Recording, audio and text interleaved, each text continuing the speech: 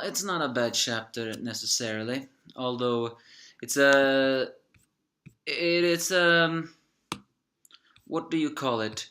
A balance between despair and hope, but at the same time causing some very major confusion. Again, because of the different translation of the different chapters. Apparently, one of these chapters called that Black Buso Buguyu or something like that. Is that the first official name we have of this armored defense haki? This Black Buso that I call it. Yes, this is the One Piece chapter 884, and as I said before, a mixture between hope and despair. So, but I wonder, is it going to be just how well, I wouldn't say how I envisioned it. It's just that an enemy is waiting outside in the making the baking factory. Is that possible that he is going to become Sanji's opponent? Given to the fact that Oda has forgotten to treat Sanji right, as a pessimist, I'll say no. However, what's happened in this chapter? Well, first of all, it turns out that the fight that Idio and the Gym Alliance broke up was apparently, well, a fight that has been going on for a couple of thousand years or so. Apparently, a 1,000-year-long dispute between Long-Armed and Long-Legged. I mean, they've never really been at war with each other before, so why now? Is this some kind of separate feud or whatever? I mean, I've always wanted to know more about the cultures of the long armed and the long arm. I mean, long arm and the long leg.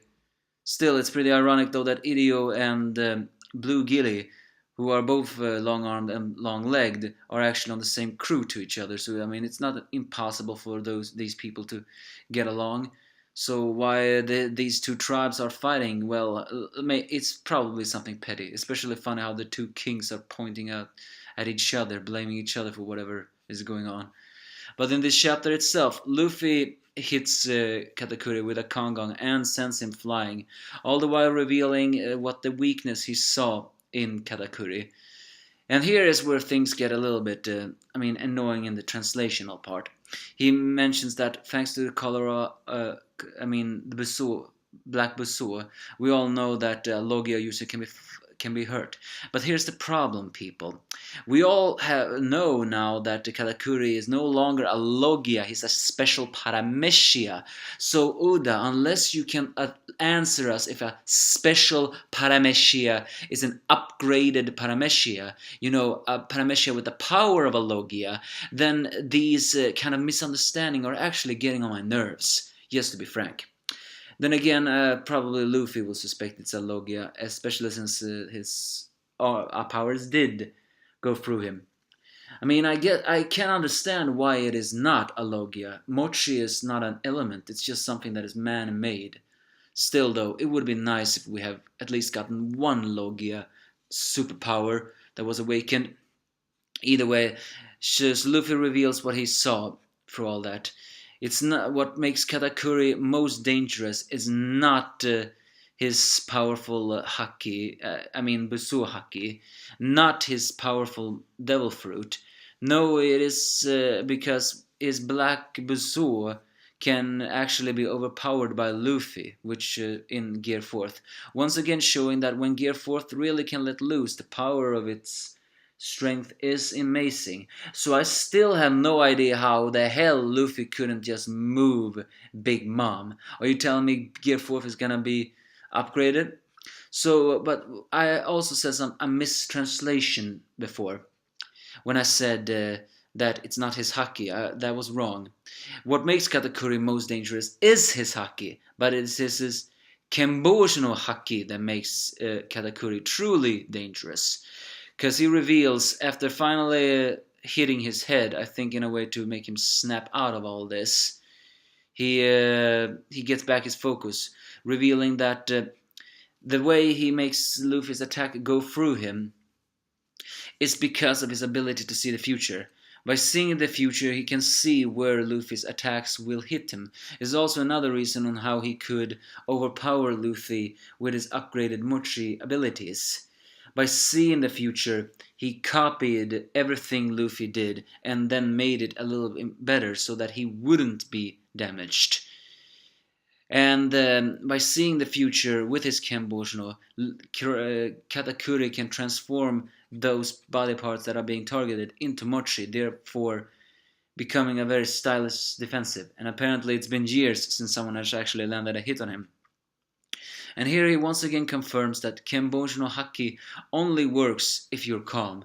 Which, by the way, I feel like that is a little bit strange. I mean, it makes sense if Kenbouji no Haki only works when you're calm, seeing that you have, when you're getting too riled up, things it's not so clear. But does that mean that Sanji's Kenbouji no Haki is even better than Katakuri's? Because even in that situation, he could predict the jelly bean shot that Katakuri could not. So does that mean that Katakuri in that slight moment actually were panicking?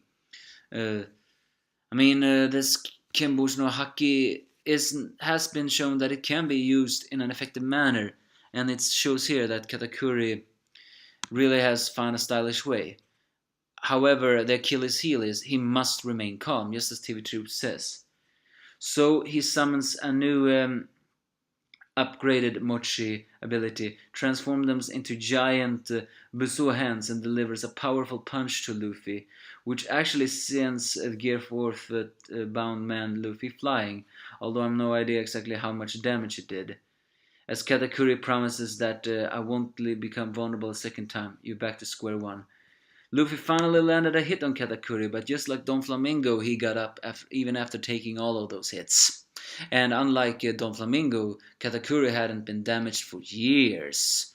So yeah, the only way for Luffy to win against this fight is for Katakuri to drop his guard, for Katakuri to become emotionally angry. The fact that Luffy interrupted his mealtime is the only reason why his guard was completely down. And how will Luffy do that while Gear 4 is going? No idea. Luffy find out the secret. So this is Luffy we're talking about. He must find something to get out of this. And we'll finally switch back to the baking factory as Pound wants to enter to see Chiffon, although everyone forbids him from going into because order from Miss Pudding. Apparently it's revealed that Pound is somehow the 25th husband. And apparently he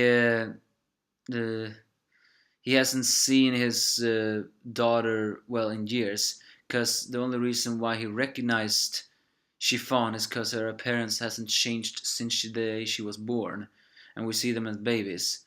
So wait, does that mean that the husbands never ever even see the does that mean that the husbands never ever see their children that Big Mom gave birth to? I mean, in a way that makes sense, but still.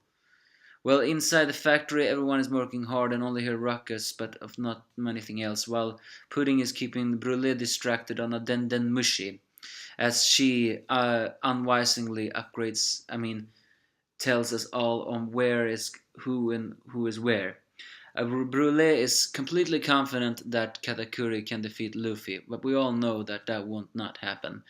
And when the Straw Hats will arrive in 9 hours from now on, they will be stopped by none other than Charlotte Oven, the Minister of Brown Food, who also for some reason respects do not enter the factory.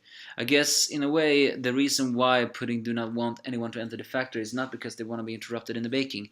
No, because if they see that both Chiffon and more importantly Sanji is helping her, then her whole lie can become a little bit in danger, even though technically the entire Totland is in danger. So well, it's so who knows? So as soon as Oven sees Pound, he begins to pound him. Yeah, bad pun intended. All the while with the intention to throwing him out. So here is what I said in the beginning. Does this mean that Oven will become Sanji's opponent? He is only the 4th son. I actually wanted Sanji to fight the 3rd son. Or are you telling me Jinbei will fight the 3rd son? Well, the thing is though, I don't think this will happen, mostly because Oda is wasting Sanji's character. So listen, I want to be proven wrong. Don't get me wrong, I want to be proven wrong. It's just that, in a way, though, Oven and Sanji would be the perfect matchup. Why? Well, Oven seems to only rely on his fist. Seems to only rely on his fist. It's worth noting he has pretty large arms. And, more importantly, his devil fruit is the Netsu Netsu no Mi, the power to basically heat up his entire body. Sanji, by the way, can heat up his entire body with the flames of anger from his soul. So I'm just saying, flames versus heat. It would be a pretty respectable, is not exactly the word I was looking for, fitting matchup, I guess. Still, they all are busy cooking, so who knows? And Pudding is a bit worried that Luffy will not defeat, well, Luffy will not defeat Katakuri. But Sanji, having complete and utter faith in his captain, says the badass boast that when Pudding says that he has never been defeated, Sanji just says, then today it looks like he's gonna be his first loss. This chapter ends with the confirmation that yes, as everyone had suspected and practically confirmed, it was indeed the Sun Pirates who have taken away every single one of the little sea slugs, but not exactly on the way we suspected. And yes, it turns out that Big Mom is rampaging across the different islands, all the while being distracted by that until she reaches Kako Island. That's good. Destroy Totland, Big Mom, so that you will finally see just how big your madness are, and that the people will finally realize that Big Mom is not a saint.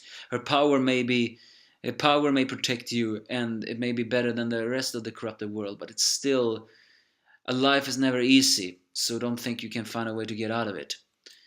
So yeah, the little sea slugs have all but disappeared from the ocean floor. I have no idea how they can actually figure that out, but then again, this is the Big Mom crew. They most likely have fishmen on their side, sensing all them out. So the little sea slugs are all being drawn in by none other than Charlotte Praline, who is actually helping the Sun Pirates.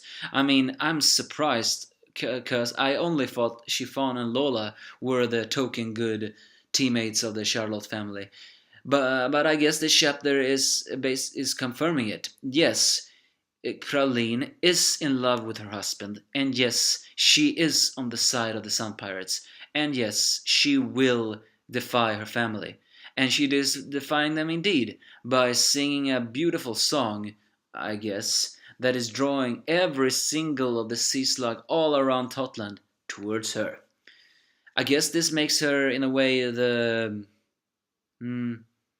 siren. I think doesn't Praline's appearance remind one of a siren? Well, the Straw Hats pirates are all sailing the seas. No one is pursuing them, but they're refusing to let their guards down. That is pretty good. Still, though, this with this, every single sea slug is gone from the ocean floor, and the Charlotte family can no longer track the ships. The Jerma is heading towards Kako Island, and they don't even know that. The Straw Hats pirates are heading towards Kako Island, and they have no idea when they will reach that island, although they say in 9 hours, they just don't know how. And no one is feeling the Fire Tank pirates, all cause the Sun Pirates have not decided to abandon their captain after all. Well, they didn't abandon, they basically just said basically, Jinbei told them that they must leave. And they did not listen. Now, so yeah, I guess this means that Praline is on the side of the good. That's pretty good. And this is one of the first time we see one of the Charlotte families actually having inherited their mother's singing abilities. That's basically this chapter. Well, all in all, a pretty good one. I did not really complain that much. A mixture between despair and hope. Everyone is saying Luffy's gonna win, and if he's gonna win, he is definitely going to win. And will indeed Sanji fight Oven? Well, I guess we have just to wait and see. And also, another thing that we're gonna talk about a little quickly here. I just recently read an SBS or something, or at least some information. Apparently, Katakuri, Daifuku, and Oven are all triplets. Hmm. Did not see that coming. They did not really look that much similar. The only thing they had in common to me were their sizes. But you know what I find most strange? Apparently that Compote and Perospero are not twins. Because if Katakuri, Daifuku and Oven were triplets, then I actually presumed that Compote and Perospero were also. Because if you think about it, their faces look almost exactly the same. Guess they're not related. I mean, twin related. That's basically the chapter. Give me your thoughts if you have any.